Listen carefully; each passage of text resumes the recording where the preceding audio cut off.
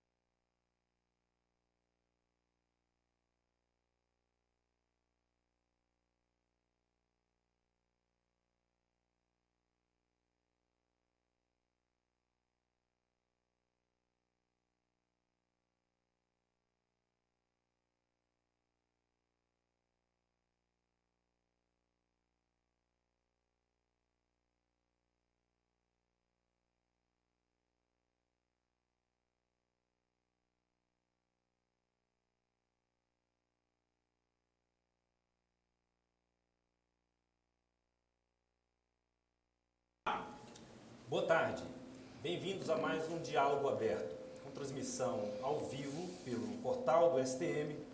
O nosso bate-papo de hoje é sobre uma visão civil da Justiça Militar. Lembramos que a sua participação é muito importante para nós e você pode fazê-lo através do Twitter, @STM_oficial. O nosso convidado desta tarde é o advogado criminalista Técio Lins e Silva, presidente do Instituto dos Advogados Brasileiros. Doutor Técio, muito boa tarde, muito bem-vindo ao STM. Prazer enorme, muito prazer, muito boa tarde a todos que nos ouvem, ao prezado ministro Fernando, vice-presidente da Corte, e a todos que aqui estão presentes e os que estão de longe. Né? Com certeza. Também conosco aqui o vice-presidente do STM, ministro Fernando Sérgio Galvão. Muito boa tarde, ministro. Boa tarde. Também o meu cumprimento a todos que aqui se encontram, prestigiando com as suas presenças este que é o terceiro evento promovido pela nossa presidente, graças à iniciativa, feliz iniciativa da nossa ministra-presidente, Maria Elizabeth, do diálogo aberto, com convidados sempre do mais elevado renome em suas áreas de atuação, e hoje teremos todos, então, o privilégio de ouvir a palavra da experiência do Dr. Técio Lins e Silva. Muito bem, vamos agora ao tema sobre uma visão civil da Justiça Militar. Antes disso, queria, saudar o professor Paulo Bonavides, que nos honra com a sua presença aqui, realmente uma das grandes cabeças, dos homens importantes do nosso direito, né? Um símbolo, um ícone para nós advogados, e muito honrado com a sua presença, professor. Os meus companheiros de diretoria do Instituto dos Advogados Brasileiros, que aqui estão, os ministros da Casa, os membros do Ministério Público e tantas pessoas queridas, ministro, ex-ministro, o advogado Carlos Alberto, né, que é meu colega do outro lado da tribuna, né, porque ele presidiu a Casa, grande ministro, foi juiz auditor, mas antes disso ele era assessor de ministro, ficava ali fora dos cancelos, né? E eu começando a minha vida, ele começando a vida dele aqui nesta casa, e quando tomou posse eu tive a honra de saudá-lo com grande emoção. Enfim, a todos que hoje estão aqui, os servidores, os queridos amigos, é sempre muita... saudar a ministra Luciana Losso, do Tribunal Superior Eleitoral, minha companheira de escritório, minha colega advogada também, né, que nos honra com a presença. É sempre... pode parecer uma coisa... lugar comum, mas não é. Essa é emoção mesmo. Estar aqui para mim, especialmente, uma grande emoção. Porque há 41 anos atrás, quando esse tribunal inaugurou a sua atividade em Brasília, no dia 15 de fevereiro de 1973, eu era um menino, o ministro presidente almirante de esquadra, Valdemar Figueiredo Costa, que era um gênio, um gentleman, um homem com uma vocação, né, Casal Brasileiro, uma vocação de magistrado. Ele era um magistrado, ele era um jurista, era um homem muito elegante, muito firme, muito seguro, e ele, quando o tribunal estava vindo para cá, eu fui o último orador a falar no Rio, né? Eu advoguei muito na Justiça Militar todo esse tempo, desde 68, quando eu estreei na tribuna do tribunal, sem ser formado, e no último dia, em 72, no final do ano, o tribunal fechando, apagando as luzes no Rio de Janeiro, na Praça da República, eu fui o último orador, saudando, despedindo, como advogado militante, fui para a tribuna e, em nome dos advogados, saudei e fiz o encerramento do tribunal ali naquela casa. E o ministro Figueiredo Costa me chamou e disse, olha, você vai ser o primeiro orador em Brasília. Puxa, vai. Porque o tribunal existe para o jurisdicionado. E quem tem que abrir o tribunal é um advogado, porque ele representa o jurisdicionado. E tinha essa visão. Não era a maior autoridade a falar, não, a gente vai ser um advogado, porque eu quero que seja alguém que represente aqueles que são a razão da nossa existência, que são os jurisdicionados da corte. Eu vim aqui, eu tinha 28 anos, né? 28 anos, mas eu não tinha 30 anos. E eu subi a tribuna e dizer essa corte, imagina, ali em nome dos advogados militantes, essa corte está vindo em Brasília, que maravilha, agora é preciso restaurar o habeas corpus, porque tiraram o habeas corpus. Eu não saudei a presidente Maria Elizabeth, queridíssima amiga. É preciso restaurar o habeas corpus, essa corte, e fiz a intriga do bem, eu fiz a intriga, não, pois é isso, imagina, essa corte não está capacitada de julgar o habeas corpus, como é que tiraram o habeas corpus dessa corte? Assim, um pouco com todo cuidado para não sair preso, né? E para não ser processado por alguma ofensa. Era um ano dificílimo, 73. Enfim, deu tudo certo. E depois continuei advogando aqui, até o final, até a anistia, até terminar a competência dos civis, de julgamento dos civis. Eu quero dizer, que para mim era uma grande emoção, porque, na verdade, em 68, eu era estudante de Direito, quintanista, e tive a petulância, coisa de só o jovem tem essa capacidade, essa ousadia. Meu pai havia interposto um habeas corpus, o Tribunal Militar julgava, a pauta de habeas corpus era quarta-feira, e ele foi fazer uma cirurgia de coração, naquele tempo os recursos eram muito precários, uma operação pessimamente mal sucedida, enfim, tudo errado. Ele foi andando, ele tinha 54 anos, foi andando para São Paulo, pegou um avião, saiu, sustentou um habeas corpus do Tribunal de Justiça do Rio, saiu ali, foi para o Santos Dumont, pegou um avião para São Paulo e voltou morto, voltou no caixão.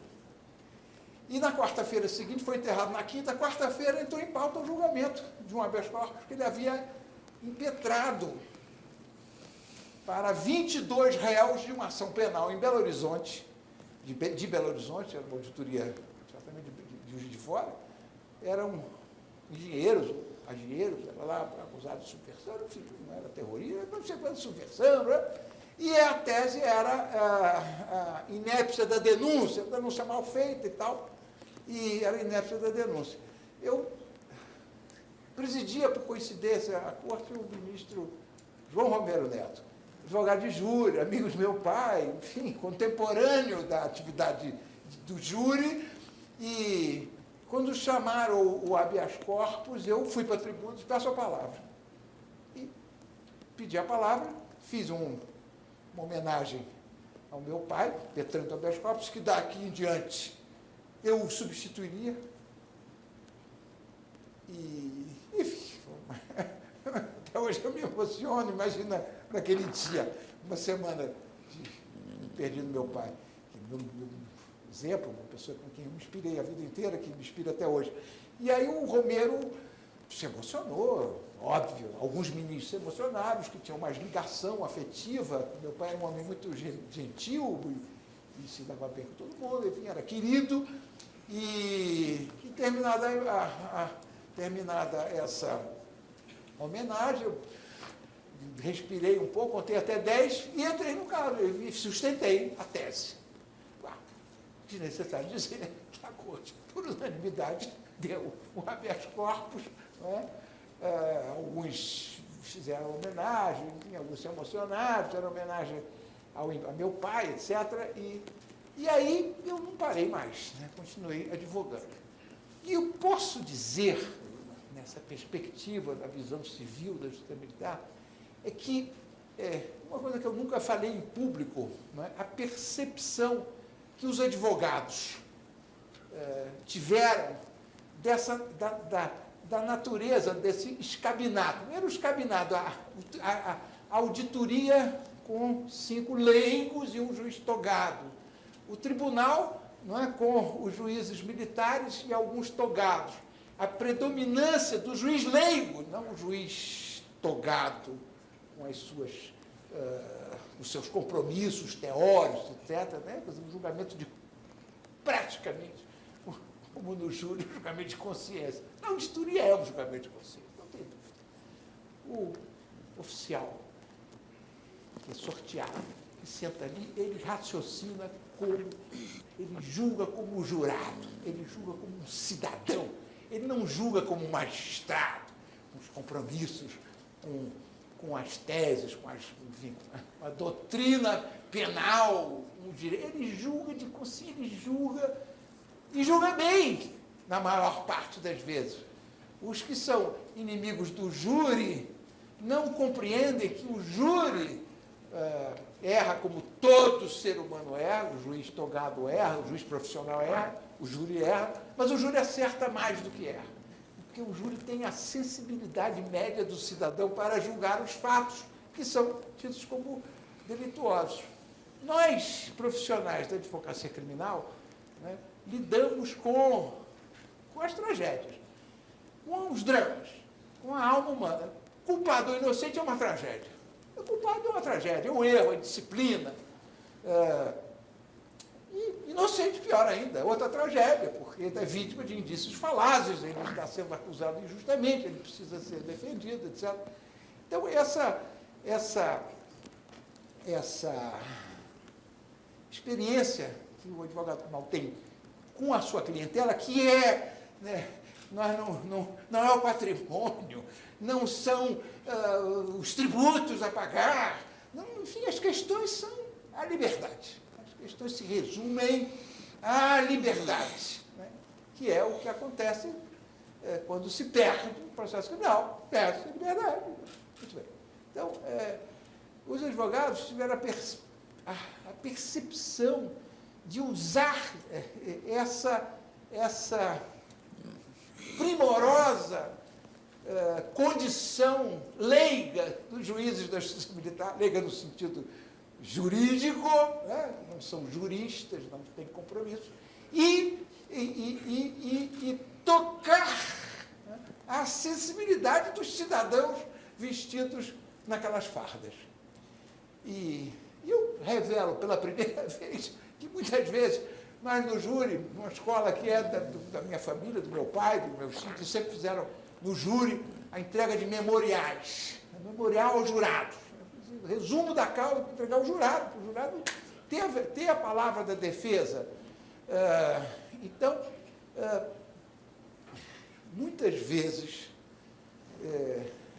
eu estimulei a família que nos processos políticos tinha uma importância muito grande, as mães, né, os meninos, a juventude presa, os processos, a perseguição que se deu nos processos políticos, enfim, tinha muitos moços, que era a minha geração, eram todos muito, era a juventude, eram estudantes e tal, a maior parte, né, que se metia na contestação ao regime e tal, e acabavam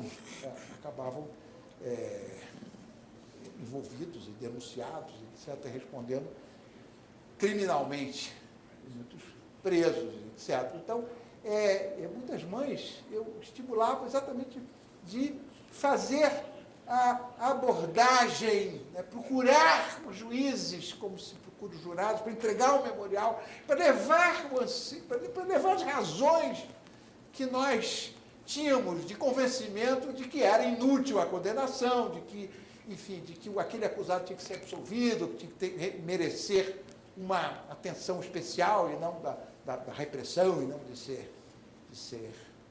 ter o resultado que se pedia nas acusações. Eu próprio tive uma experiência, eu tinha 20 e poucos anos, fui para a auditoria de aeronáutica, era um processo em que pedia pena de morte. Porque em algum momento a lei tinha pena de morte quando a ação, na ação resultava a morte. Né? O assalto a banco, por exemplo, quando resultava a morte, a pena não era 12 a 30 anos, era morte, era pena de morte, em grau máximo, e em grau mínimo era prisão perpétua. E eu tive um caso de um moço que, enfim, tinha minha idade, era um estudante de física, e ele se meteu numa dessas organizações de luta armada, numa dessas ações, enfim, ele respondia um processo, e a denúncia pedia a pena de morte. Mas eu saí de casa para defender alguém que podia ser condenado à morte. Podia. Felizmente, nunca ninguém foi condenado à morte nesse período, felizmente, mas podia ter. Eu tinha que enfrentar uma acusação cuja pena era a pena de morte. Aí ganhei a causa, foi condenado à prisão perpétua. Que maravilha, eu ganhei. E aí, ganhei, tal. Qual foi a prisão perpétua? Na apelação, o Tribunal Militar transformou a prisão perpétua em 30 anos, converteu a prisão perpétua em 30 anos. E depois, mais para frente, né, com a revogação dessa lei, quando se ajustaram as penas, quando a lei de segurança foi sendo atenuada e, em determinado momento, o assalto a banco, com motivação política, que tinha uma pena especial, voltou foi igualada à condição do assalto sem motivação, do roubo, né? Então, era preciso adequar a pena que era 12 a 30, agora era 1 a 5, então tinha que fazer uma regra de 3, para ver quanto era 14 anos, 3 meses e 17 dias, né, quando o limite era 12 a 30, e quando agora é de 1 a 5, enfim, no outro limite. Então, era preciso uma regra de 3 que se fazia. E eu me lembro, isso já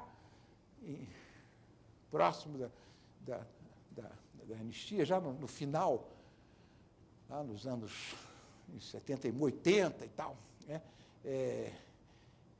Eu me lembro que esse condenado a 30 anos teve a pena adaptada para 5 ou 6 anos, depois eu requeri o livramento condicional, ele acabou saindo no livramento condicional, cumprindo lá, sei lá, 5, 6 anos, e se tornou um grande jornalista de economia, de um grande jornal de São Paulo. Enfim, a vida seguiu, como de resto quase todos tiveram, assim, voltaram para as suas vidas normais. E nesses episódios, né, esse rapaz, por exemplo, depois ele morreu muito moço, agora há pouco tempo, e ele escreveu um livro onde eu vou revelar, não revela porque ele conta no livro. Ele escreve um livro que muito bem escrito, chamado Baú do Guerrilheiro. O seu Tony Fernandes, foi jornalista de economia, e ele escreve, ele conta a experiência dele, é muito interessante do ponto de vista da história. Ele diz, eu escrevo esse livro 30 anos depois de ter sido membro de uma organização armada, e faz a crítica, faz a análise do que era aquela atividade dele como enfim, um menino de classe média, metido na luta armada, faz a crítica, né, e escreve presente e futuro, presente e passado, um capítulo é hoje, e o seguinte, é muito bem escrito, muito interessante. É o Baú do Guerrilheiro, eu recomendo, e ele conta, quando ele conta esse episódio, e conta como é que ele saiu, esse processo todo. Pois bem, a Justiça Militar tem esse mérito. Ela não tinha preconceito em relação às causas que lhe foram postas a julgar, os civis, nos processos políticos. Não tinha preconceito, julgava. Claro, às vezes uma causa era mais difícil, um réu e tal, enfim, nada era fácil, mas era possível. E o tribunal concedeu inúmeros habeas corpus, trancando a ação penal por falta de justa causa, anulando o processo por inépcia da denúncia, reformando sentenças violentas, injustas, enfim, atenuando, ajustando o processo, isso com absoluta tranquilidade. Fez tanto que o AI-5 de 68 tirou o habeas corpus do tribunal, porque achou que estava dando... Não, o tribunal está dando muito habeas corpus. Essa mudança de competência em 65, com a ato institucional número 2, da justiça, tirando da justiça comum os processos contra a lei de segurança e colocando na justiça militar, na minha visão de advogado, foi excelente, porque tornou possível a defesa. Eu não sei se com todo respeito à justiça brasileira, eu não sei se esses processos na justiça comum, não sei, se teriam o mesmo resultado. Aqui, eu nunca deixei de ser recebido por um ministro para entregar o memorial, nunca, no período mais difícil do regime, mais difícil, dos anos 70, nunca.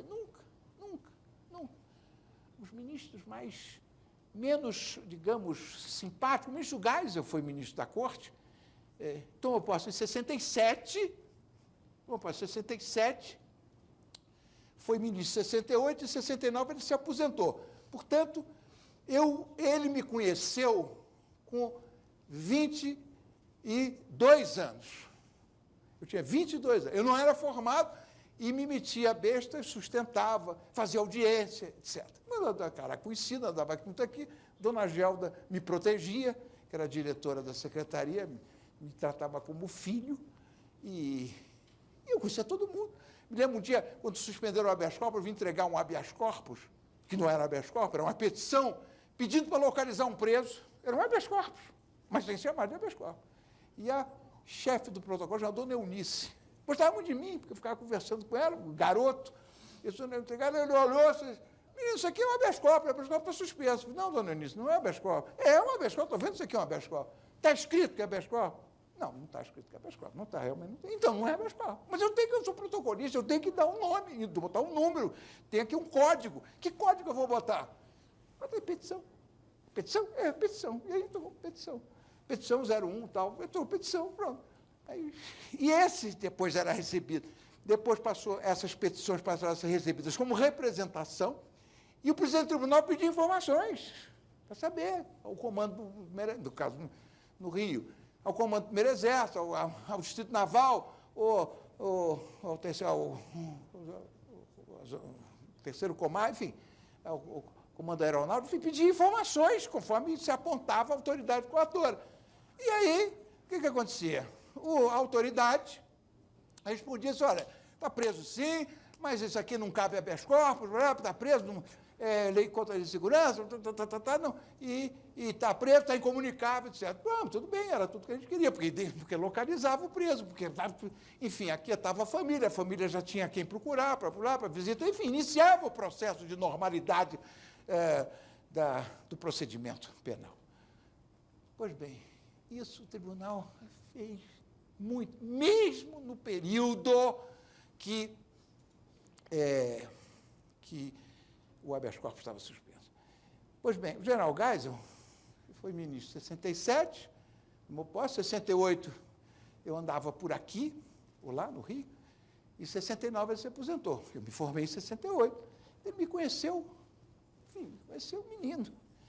Quando perguntaram, na biografia dele, quando perguntaram a ele, como é que foi a experiência dele no tribunal militar, que ele, então, diz, os processos, em geral, eram bem instruídos, mas se estivessem incompletos ou mal instruídos, voltavam para a primeira instância ou eram anulados. Verdade. No julgamento, se não houvesse base suficiente para condenar, não se condenava. Verdade. Havia advogados que funcionavam no tribunal. Ele pergunta como eram suas relações. Um dos que mais deblaterava era Sobral Pinto. Verdade, o Sobral dava parte ao procurador-geral. Eu me lembro uma vez que ele apartou, era o Heraldo Gueiros, e ele, Valéria, o presidente tocou a campainha, só não pode apartear. Chamaram os fuzileiros, que nesses dias são os fuzileiros navais que tomavam fazer a segurança, entraram os fuzileiros. Aí nós tiramos o Sobral da sala, e o Sobral assim, a gente ouvia,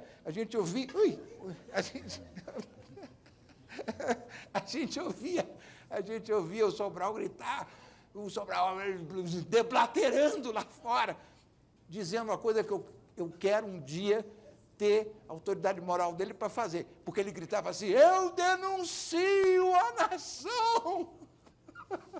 Que delícia! Pois bem, então ele diz lá, havia advogados que funcionavam, um deles que mais deblaterava era Sobral Pinto, que foi advogado de Prestes. Havia outros, como Técio Lins e Silva estreando e Heleno Fragoso. Não tem meu pai, não tem os versos, eu tinha 22 anos. Ou seja, Ele, com toda aquela fleuma, toda aquela cara amarrada, prestou atenção no garoto que ia lá entregar memorial. Eu tinha 22, 23 anos. Né? Então, isso, para mim, fora ser, enfim, uma distinção, né? Ser lembrado dessa forma, mostra mais do que essa distinção, eu não estou apenas querendo destacar essa minha condição, mas mostra como se prestava atenção à advocacia, como se prestava atenção a quem estava ali postulando e defendendo direitos de perseguidos. Eu digo isso para comparar, porque a advocacia criminal é tão difícil, assim, a gente tem tantas dificuldades, e uma delas é ser recebido pelo juiz. Hoje, a crítica que mais se ouve na advocacia criminal é isso: o juiz não recebe, o juiz não dá atenção.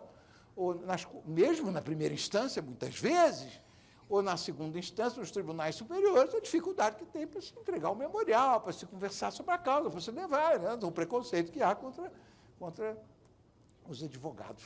Né?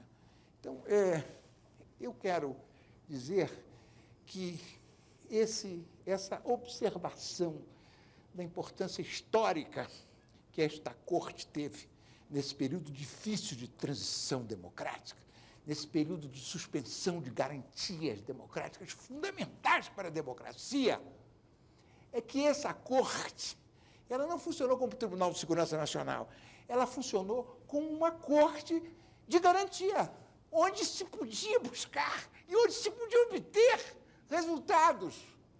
É verdade, e esse depoimento é unânime dos advogados que militaram aqui, é unânime.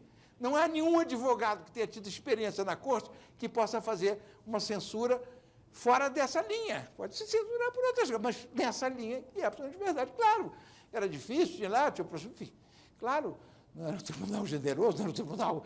Né? Não, mas era possível anular-se um processo por uma nulidade, por uma violência praticada na primeira instância. Era possível, era possível, era possível.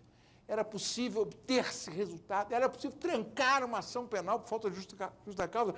Hoje, outro dia, na minha atividade profissional, eu impetrei um habeas corpus lá no Tribunal de Justiça do Rio de Janeiro. Era falta de justa causa. E era uma mulher, desembargadora, então, a desembargadora disse: eu sou contra esse negócio de justa causa. Não devia existir essa tese de faltar justa causa para trancar a ação penal. Porque se não há justa causa, se o réu não devia ser processado, ele vai ser absolvido e depois ele entra com a ação contra o Estado de reparação de dano civil, reparação pelo dano moral sofrido. Eu vi isso outro dia. Eu vi isso outro dia. Não era na justiça militar, não, era de uma senhora, não é? Enfim, muito delicada, né? E que fez essa afirmação. E claro que o recurso do habeas corpus, é claro que foi o habeas corpus foi no Superior Tribunal de Justiça, enfim, foi provido o recurso, obviamente, por unanimidade. Foi lá o acórdão, eu tive vontade de ir lá levar o acórdão para ela, mas achei que era indelicado. Olha, doutor, está aqui, ó, a sua tese de que não cabe. Eu me lembro, tive um dos grandes desafios que eu tive na vida aqui. Grande desafio. Fui procurado uma vez uma família de um cabo do Exército, condenado a 55 anos de prisão por tortura. Eu disse: meu Deus, como é que eu vou defender um torturador? Aqui o advogado de preso político. Eu vou ser apedrejado, ninguém vai entender. Como é que eu defender tortura? Não defendo torturador, mas eu era um menino que servia num quartel, se não me engano, em Barra Mansa, sob as ordens de um capitão que era um psicopata, um louco, e o sujeito foi lá investigar um furto, alguma coisa no quartel, e ele danou-se a torturar. O sujeito era um acelerado, foi condenado a mais de 100 anos de prisão. E ele servia sob as ordens desse capitão, e depois morreram alguns, o capitão jogou os corpos lá no mato, e aí acharam os corpos, que a família, você foi ao quartel, eram recos lá, são soldados, e não voltaram, e aí os corpos foram achados. Bom, enfim, a coisa foi toda desvendada, o capitão era um acelerado, e este cabo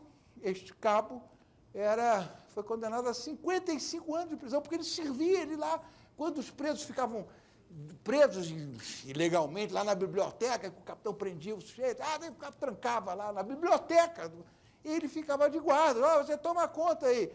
Mas depois os presos, não, ele tomava conta, mas ele dava água, ele curava os nossos curativos, ele, enfim, fazia nossos curativos, ele era um doce, era uma pessoa que não estava visivelmente, nunca torturou, nunca bateu ninguém e tal. E eu examinando, disse, não, puxa vida, isso é uma monstruosidade, era um menino de 19 anos, 20 anos, quando era 55 anos, a família tinha uma tia que era uma freirinha, a freirinha lá, tinha uma pena danada, a família lá de Minas, eles eram se não me engano, de Juiz de Fora, eram Juiz de Fora. E eu fui ver, ela tinha sido condenado, o tribunal tinha confirmado a condenação contra um voto do ministro Amarílio Salgado, que era civil, membro do Ministério Público, na vaga do 5º Ministério Público, tinha um voto que dava 12 anos, que não dava, enfim, eu não me lembro disso, técnica, não importa. E eu disse, puxa vida, um crime de tortura, um negócio horroroso, escabroso, mas eu me convenci que era preciso salvar aquele menino, porque aquilo era uma injustiça gigantesca, e de um votinho só. Fiz os embargos e, pasmem, o tribunal reformulou a condenação e deu provimento aos embargos, e a pena foi reduzida assim, de 55 para 12 anos. E uma vitória extraordinária, né? Assim, do ponto de vista de salvar uma alma, né? Essa missão que o advogado tem, de salvar uma injustiça.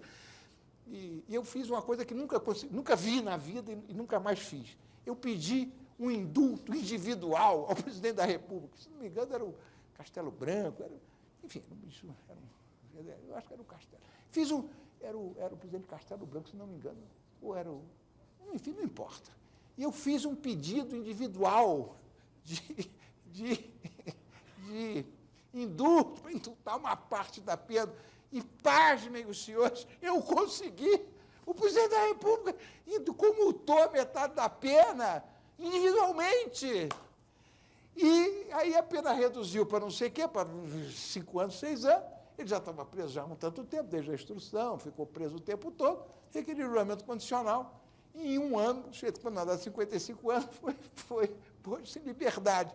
Muito bem, isso é possível, que isso é milagre, isso é o advogado. Não, isso é possível, porque é possível ter uma justiça com a sensibilidade de separar, não é,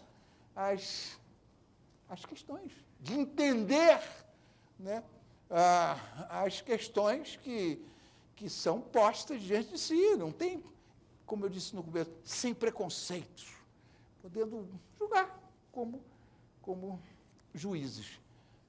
De preconceito, eu confesso, para não acharem que eu estou aqui a serviço da ministra Elizabeth para falar bem do tribunal, eu fui cooptado por ela. Não vai apresentar. Como ela foi, pois bem, havia em 64, com a derrubada do governo, havia um camarada que era um almirante, Cândido Aragão, era um almirante fuzileiro naval, que era os ministros de Marinha, aliás, os ministros todos hão de lembrar. O comandante do Corpo de Fuzileiros Navais do Rio de Janeiro era o almirante Aragão, que era um sujeito nomeado porque era era muito amigo do presidente João Goulart, e ele era um sujeito odiado, né? Porque ele não foi preso, ele fugiu, não conseguiram pegá-lo. Com a derrubada do governo, ele sumiu, ele se escafedeu, nunca foi preso. E havia, no âmbito da Marinha, um ódio absoluto contra o almirante Aragão. Eu vivi isso, eu era estudante ainda, meu pai era advogado, porque eles foram instaurados vários IPMs para apurar a administração Então, não tinha nada político, não tinha nada da Lei de Segurança Nacional, começaram a investigar as licitações e tal, e algumas, tinha lá uma obra, tinha uma licitação, instauraram um inquérito policial militar, e encontraram irregularidades na licitação, e o sujeito que era o civil, que tinha feito a obra lá, que prestado o serviço, acabou condenado, e era um sujeito que era um pernambucano amicíssimo de meu pai. Meu pai tinha um dó danado dele, e ele foi condenado, não teve jeito. A Marinha não foi condenado, porque ali o Aragão, eu não sei se as pessoas se lembram, mas ele era, assim, a Marinha, enfim, aqui, eu sou irreverente, então eu vou dizer, os oficiais de Marinha que eu conheci nas auditorias eram todos brancos, eram todos muitos de olhos azuis, todos muito elegantes, todos parecendo oficiais ingleses. E o Aragão era baixinho, gordo, feio, mulato, era o oposto do que se imaginava o oficialidade de Marinha. E ele era um tipo assim, meio popularesco e tal. Eu sei que eu fiz apelação, perdi, fiz um habeas corpus, fiz recurso, eu perdi tudo. Quando eu chegava com um processo, eu olhava lá, o processo do almirante era, aí, Aragão, tá? E eu fiz 4 habeas corpus, mudando o fundamento, fazendo uma ginástica para encontrar um fundamento diferente, para não dizer que era repetição. No 4º habeas corpus, eu disse, não, eu vou matar o Aragão. Então, eu comecei a petição dizendo, o falecido almirante Aragão. Eu só me referia para os falecidos. O ex-almirante falecido, que não está mais entre nós, etc. E ganhei o habeas corpus. Mas o Aragão morreu. O Aragão morreu. O Aragão morreu. Então, o processo ficou fácil. É verdade. Não dou o nome porque, enfim, mas está aí. Eu fiz no Supremo. Primeiro no Supremo, eu ganhei no Supremo. O ministro Cordeiro Guerra, que era um ministro duríssimo, ele um dia olhou e falou, você vai achar que você vai conseguir alguma coisa com esse processo do Aragão? Ele tinha ódio do Aragão. E aí ficou prevendo, falei, mas ministro, ele tinha sido promotor do júri, amigo, ministro, não vai fazer isso comigo, mas esse aqui não é o Aragão. Ele é ligado, é tudo a mesma coisa. E ele me perseguia, quando ele me via lá, ele saía para saber se eu estava no processo do Aragão. E eu perdi 3 no 4º. Mas o Aragão morreu. E aí o Supremo deu o habeas corpus e eu ganhei o habeas corpus para resolver lá o problema que era o último processo que eu herdei da advocacia de meu pai. Então, isso é um pouco para não dizer que eram só flores, né? Tinham essas dificuldades enormes, né? que os advogados têm em causas que são, por isso ou por aquilo, antipáticas, né? Aqui, no caso, nós lidávamos com procedimentos que tinham uma origem política, que eram processos da Lei de Segurança Nacional, né? Sempre com civis, era uma coisa completamente nova para o ambiente da justiça militar, mas que a experiência da advocacia brasileira nesta área, ela é extremamente positiva. E eu diria que o Tribunal Militar, as cortes militares, as auditorias de uma maneira geral, e havia uma curiosidade, havia algumas auditorias que a gente, Juiz de Fora, por exemplo, não sei porquê, era uma auditoria conhecida, sagrada, tinha fama, e não era só fama, não, era verdade, era uma auditoria duríssima, lá as coisas eram mais difíceis, eu não sei explicar, tinha lá um procurador que era um sujeito irascível, ele era um acusador. Então, era uma auditoria, eu me lembro, não tinha auditoria de Brasília, então a auditoria de Juiz de Fora recebia todos os processos de Goiás, todos os processos de Minas Gerais, estado imenso. Então, era uma auditoria que tinha muito movimento, e muitas vezes, pertinho do Rio, muitas vezes eu fui lá funcionar em processo, tive até uma experiência, um processo que é curiosíssimo, com o ministro Olímpio Pereira da Silva, que era procurador militar, Ministério Público Militar, duríssimo, fez lá uma acusação Fiz lá uma acusação, vocês não imaginam a acusação dele, lá olha, eu digo os réus eram o Caribé, o grande pintor, era o Mário Cravo, grande escultor, era o Frederico Moraes, crítico de arte, e o Rubem Gershman, grande artista plástico, que eram membros de um júri que premiou num salão de arte organizado pela Rede Globo, que fazia o salão de arte com o prêmio à aquisição. Eles adquiriam os quadros para fazer acervo para a ambientação das novelas, dos seus cenários e tal. Então, os artistas, os autores, os pintores, davam sempre um valor às suas obras bem baixo, porque queria que ele fosse adquirido. Primeiro porque ganhava prêmio de aquisição da TV, da Rede Globo. Segundo, ia lá, podia aparecer no cenário de novela. Então, era, enfim. Então, e tinha uma verba que o júri tinha que gastar. Então, eles iam comprando os quadros também. E eu olhava assim por um segundo. Havia um quadro, pequenininho assim, que era visto de longe, claro que o júri não prestou atenção nos detalhes. Esse quadro era uma técnica múltipla, e tinha um menino no lixão, no fundo tinha um muro, e o muro tinha pichado Viva a Guerrilha do Araguaia. E foi suficiente para, quando o quadro foi exposto, um militar em Belo Horizonte, apreenderam o quadro, salaram o IPM, e o procurador, era o Simeão de Faria, né? Joaquim, isso. Ele era duríssimo, e ele denunciou o júri e o pintor, o Lincoln pintor, sabe, Lincoln Volpini. E aí eu fui lá para fazer o julgamento. Olímpio, cheguei lá, Olímpio, você vai pedir absolvição, né? O pai do Olímpio era meu colega na Câmara do Mês, médico legista, professor de medicina legal.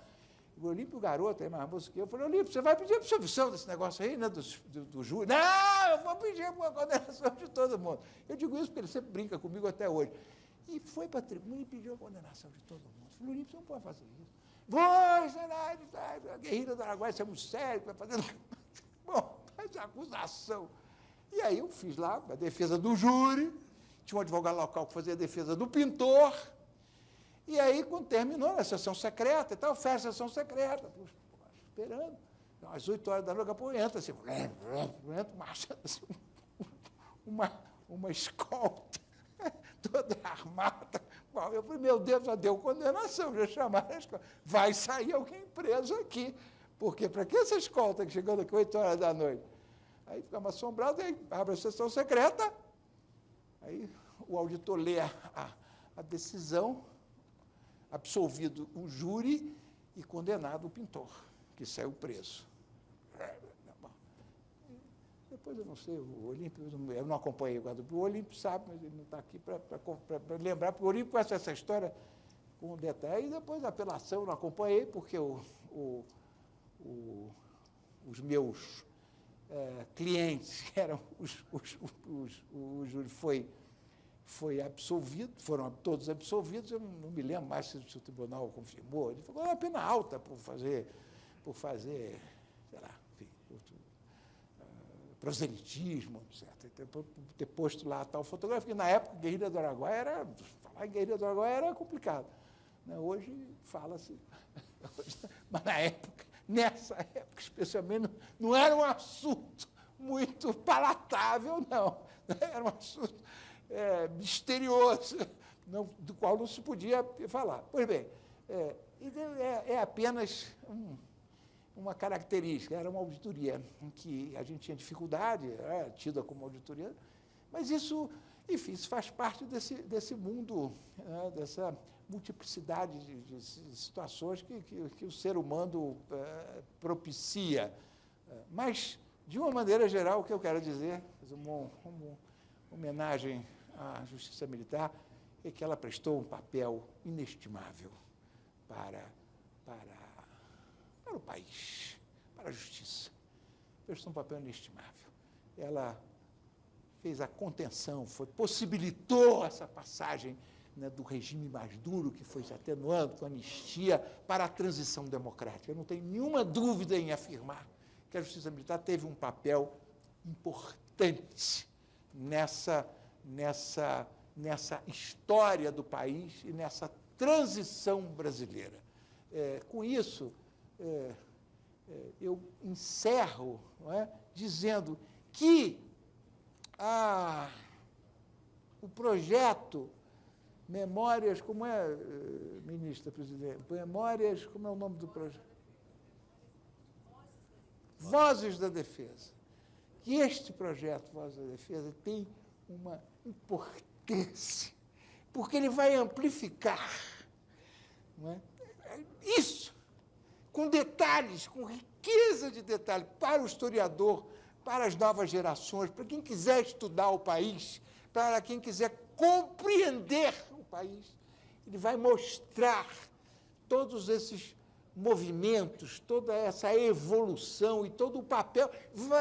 Nós vamos poder ver a diferença, por exemplo, do Tribunal de Segurança Nacional nos idos de 37 a 45, do Tribunal Militar nos idos de 65 a 85. Nós vamos poder ver a diferença da postura democrática, história, legalista, e de ser justiça de uma e de outra.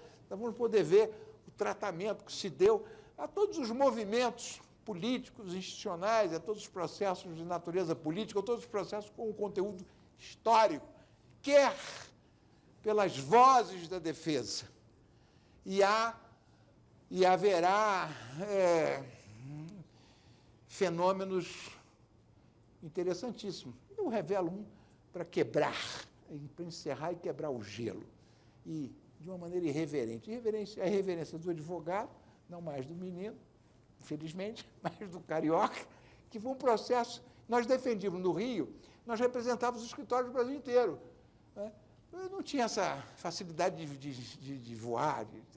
Então, os advogados do Brasil inteiro usavam os advogados do Rio para fazer o acompanhamento das causas no Tribunal Militar. Então, eu acompanhava os processos de todos os advogados, de todos os estados, onde tinha auditoria, quando vinha apelação, a gente acompanhava e, eventualmente, sustentava. Olha, eu não posso ir, sustentei, a gente sustentava, ia lá e sustentava por um colega, um processo de fora. E aí a Ronilda Noblat, que era uma advogada muito atuante na Bahia, um dia me ligou, você pode fazer a defesa aí dos meninos, os meninos aqui fizeram aqui uma organização, mas é uma bobagem, puxa vida, foram condenar apenas altíssimas. Pô, não, Rony, manda aí. Naquele tempo não tinha nem fax, não tinha internet, não tinha e-mail. Aí vinha pelo correio, né, as razões em papel, né, em carbono, mal dava para ler, ou então termofax, que se ficasse na luz, desaparecia. Eu, quando estudo lá, está marcado, o processo estava em pauta, quando eu vejo, era uma organização. Os baianos, os jovens baianos se reuniram e fundaram um partido, uma organização subversiva. Chamava-se Partido Operário Revolucionário Retado e Armado. A sigla era Porra. Eu olhei aqui, isso não é possível. Eu adoraria ver se tem. Eu fui para a tribuna. Imagina, isso há 40 anos atrás. Essa sigla do partido não era vírgula, não, era palavrão. Não se dizia. Imagina. E eu fui, a Eni Raimundo, que era advogado, trabalhava com Sobral, foi para a tribuna. Senhora, eu não posso nem dizer o nome da organização e tal. Isso aqui é uma brincadeira dos meninos. Eu sei que o tribunal ficou irritadíssimo. E tacou. Não teve. Nem vai confirmar, acho que até aumentaram a pena pela irreverência desses baianos debochados. Não ganhamos nada. Perdemos fragorosa. Eu achei que ia ser um passeio, mas vão rir. Ninguém riu. Mas eram outros tempos. Hoje, talvez, possibilidade de piada. Tem lá, certamente. Tem a defesa. Tem nesse áudio. Isso deve ser hoje. Deve ser uma delícia ver os votos lá, ver o que as pessoas disseram, quais as considerações a respeito da etimologia da sigla da organização subversiva. Eu um dia fui contar essa história num evento, era um evento sobre o ato institucional, eu fui contar como foi. E aí um sujeito lá no fundo, que eu estava esperando que isso acontecesse aqui, mas aí um sujeito lá no fundo, eu fui membro do Porra com muita honra, tinha um militante. Eu conheci depois um militante, falei, não é possível. O cara se apresentou como ex-militante do partido, eu fazia que aquilo era brincadeira. Pois bem, Então, nós vivemos uma época, eu diria, com as dificuldades, que são as dificuldades da vida. Foi um tempo muito intenso, um tempo de muitas emoções, um tempo de muito rico na construção da história da justiça brasileira e, sobretudo, da história da justiça militar. E eu, sempre que aqui estou,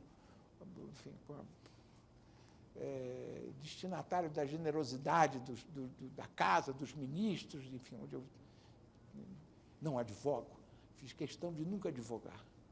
Eu nunca advoguei. Depois desse período, eu não sou advogado. Eu fui advogado neste período, mas eu não sou experto em direito penal militar.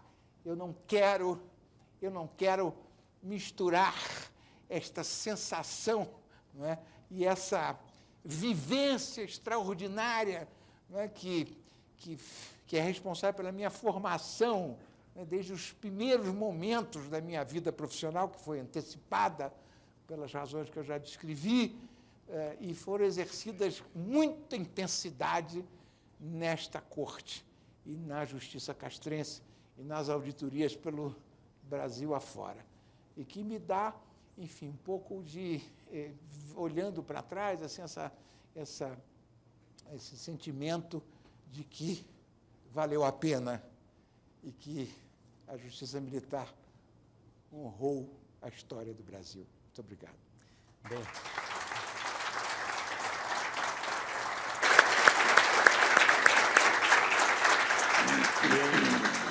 Nós quase fugimos um pouquinho aqui do formato do programa, não quis furtar aos nossos convidados, nem a mim mesmo, desse olhar, dessa visão tão privilegiada que nós temos da nossa história e nós temos também desta casa. Mesmo assim, vamos tentar fazer, pelo menos, responder algumas perguntas que foram enviadas pelo Twitter, e aí, assim, depois de algumas 2 ou 3 perguntas, nós vamos encerrar. Então, a primeira pergunta vem do Twitter, que diz o seguinte: Doutor Técio, com a atuação dos advogados, o percurso do regime militar como a atuação dos advogados influenciou o percurso do regime militar até o seu desfecho? Eu enfatizo que o papel dos advogados brasileiros foi fundamental na parceria dessa construção que a justiça promoveu nesse período. Eu acho que foi, primeiro, pela persistência, pela seriedade com que se exerceu a advocacia, pelo respeito que se tinha à liberdade e à presença constante e séria da advocacia brasileira nesta casa e nas auditorias do Brasil inteiro. Os advogados se dedicaram de maneira profissional, séria, respeitando a corte e sendo respeitado por ela e ajudando a essa passagem. Eu descrevi e repito. Quando a Ato Institucional número 5, em 13 de dezembro de 68, suspendeu a garantia do habeas corpus e o regime endureceu, enfim, o Congresso foi fechado e os deputados foram cassados, enfim, funcionários, juízes. Quando isto aconteceu, a advocacia brasileira continuou presente na corte, requerendo, pedindo providências, denunciando excessos, Nós nunca deixamos de exercer a profissão denunciando os excessos, denunciando as mazelas que ocorriam fora da justiça militar, mas que ocorriam de uma maneira absolutamente profissional. E os advogados foram responsáveis, a meu ver, pela postura que o tribunal adotou de atender, de não fechar o protocolo, de receber os pleitos e processá-los. e pedir informações e ir até os limites da legalidade.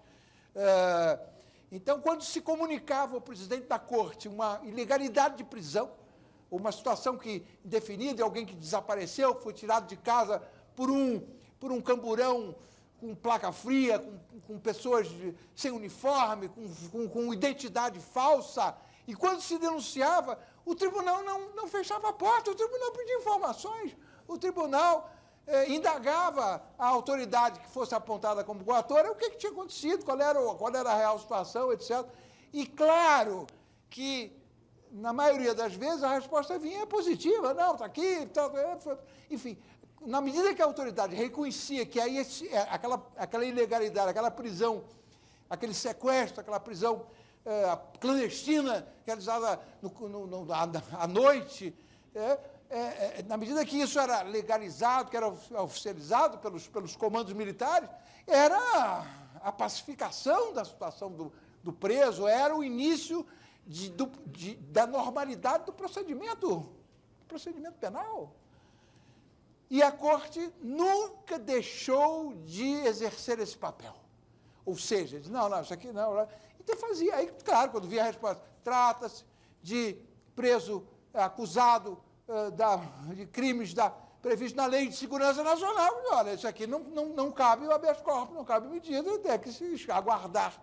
Mas aí o efeito que se queria, a gente estava obtido, essa é a verdade. O efeito já estava obtido, que era o efeito de impedir que aquela pessoa desaparecesse. Isso é a verdade, é isso.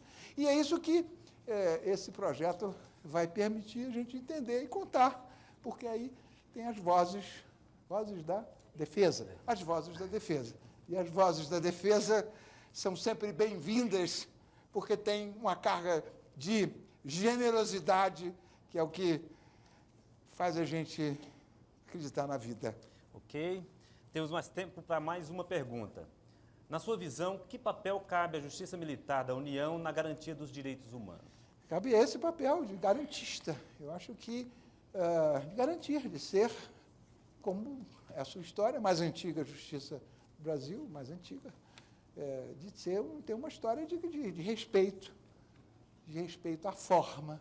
Não é? Eu acho também, eu acho que, enfim, isso é muito subjetivo, mas a formação legalista, né? A educação militar, a formação da legalidade que o militar tem em todas as escolas, quando ele é formado para respeitar a lei, para defender a ordem constituinte. Tem essa vocação, ela ajuda muito no exercício do julgamento, porque é mais fácil para esses profissionais serem garantistas, porque aprenderam a garantir, né? Aprenderam que é preciso ter uma posição de garante, e as Forças Armadas nada mais são do que o garante, né, da segurança nacional, etc. Isso facilita, eu acho, a meu ver, facilitou muito o exercício de uma justiça mais garantista e menos condenadora, ou menos, enfim, uma justiça que não fosse justiça, que estivesse aqui para fazer um papel político ou tomar partido de um lado, não ser a justiça equilibrada. Eu me lembro que uma vez o Alcides Carneiro, né, era um orador mais extraordinário que eu conheci na vida, né, um orador, e daqui a pouco o Carlos Alberto comentava aqui, ele era um orador, os votos dele eram absolutamente encantadores, ele tinha uma facilidade, e aquele sotaque paraibano dele, né, aquele sotaque, era uma coisa fantástica. Ele sentava ali na primeira cadeira, e ele, quando pedia a palavra, eu me lembro em vários discursos que ele fazia. Uma vez disseram alguma coisa, que até é uma coisa que eu uso, uma vez disseram qualquer coisa, pediram desculpa, ele disse, não precisa pedir desculpa, pecado que nasce do coração já nasce perdoado. Que coisa bonita, que coisa, parecia um improviso, que coisa linda. E ele um dia tinha um vitral, não sei, ainda tem aquele vitral no Rio, tinha um vitral enorme, né, com a justiça, no Rio, né, não veio vitral, não veio. No fundo, assim, né, do plenário, tinha um vitral imenso, lindo, com a figura da justiça, a justiça sem venda, que é Têmis, e a outra, que eu não sei, tem uma grega, que é a justiça sem venda, de olhos abertos, com a balança. E ele olhava assim, a nossa justiça não tem venda, nós estamos aqui para ver, para nada. É uma coisa absolutamente fantástica. Tem um pouco isso, né? Justiça cega, sim, justiça cega no sentido figurado, mas aqui não tem que estar tem que estar de olho, eu tenho que ser, já estou te vendo, e fazer justiça vendo e sabendo que está fazendo justiça. Muito bem, chegamos ao fim de mais um Diálogo Aberto. Gostaríamos de agradecer a presença do Dr. Técio Lins e Silva. Gostaríamos também de agradecer a presença do vice-presidente do Tribunal Superior Militar, o ministro Fernando Sérgio. Gostaria de lembrar que, para você ver o nosso programa na íntegra, basta acessar o nosso site www.stm.jus.br e lá você terá o link para ver este programa na íntegra. Muito obrigado a todos, obrigado pela presença de todos e uma boa tarde.